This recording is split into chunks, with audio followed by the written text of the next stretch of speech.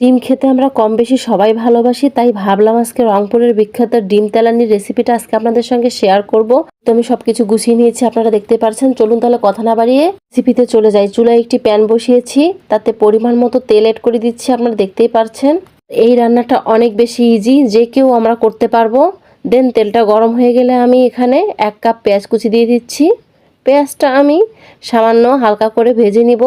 পেঁয়াজটার হালকা কালারটা চেঞ্জ হয়ে গেলে এ পর্যায়ে অ্যাড করে দিব পরিমাণ মতো হলুদের গুঁড়ো, পরিমাণ মতো মরিচের গুঁড়ো, আর দিয়ে দিব পরিমাণ মতো লবণ। আর এখানে আমি অ্যাড করে দিয়েছি 4-5টা কাঁচামরিচ আর হাফ কাপের মতো পেঁয়াজ পেস্ট। এখন সবগুলো মশলা খুব ভালোভাবে আমি কষিয়ে নিচ্ছি, আপনারা দেখতে পাচ্ছেন।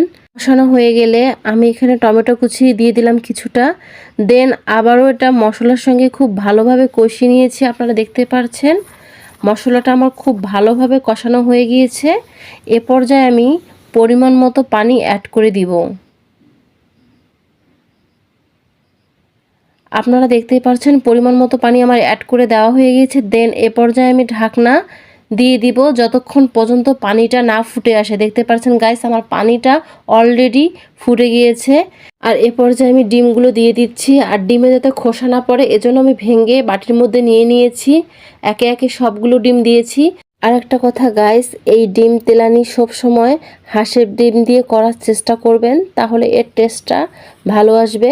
পর্যায়ে সবগুলো ডিম দেওয়া হয়ে গেলে এর উপরে ছড়িয়ে দিব হাফ চামচ জিরের গুঁড়ো, হাফ চামচ গরম মশলার গুঁড়ো, আর সাইড দিয়ে আমি ফালি করা টমেটো দিয়ে দিচ্ছি গাইস, আপনারা দেখতে পাচ্ছেন। এতে ডিম পানি তেলানিটার অনেক বেশি টেস্ট আসে। এ পর্যায়ে এর উপরে ছড়িয়ে দিব বিলাতি ধনিয়া পাতা কুচি, আর দিয়ে দিব 4-5টা কাঁচামরিচ। দেন 12 মিনিটের জন্য ঢাকনা দিয়ে দিব। যেহেতু ডিম, এটা হতে বেশি সময় লাগবে না। তারপর 12 মিনিট পর ফিরে আসলাম। এখন ডিমগুলো আমি উল্টে পাল্টে দিব।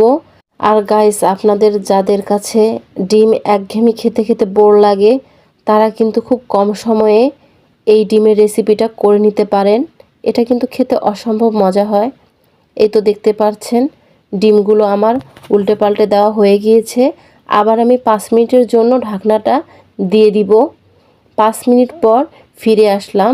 দেখতে পাচ্ছেন এর লুকসটা কতটা ইয়ামি হয়েছে। এটা দেখতে যতটা লোভনীয়, খেতে অসম্ভব মজা। আমার তরকারিটা ডান। এখন আমি এটা পরিবেশন করে নিয়েছি। তো গাইস, আমার সিম্পল রেসিপিগুলো যদি আপনাদের কাছে ভালো লেগে থাকে অবশ্যই লাইক, কমেন্ট, শেয়ার করে পাশে থাকবেন। আজকের মতো এখানেই, নেক্সট কোনো ভিডিওতে দেখা হবে ইনশাল্লাহ।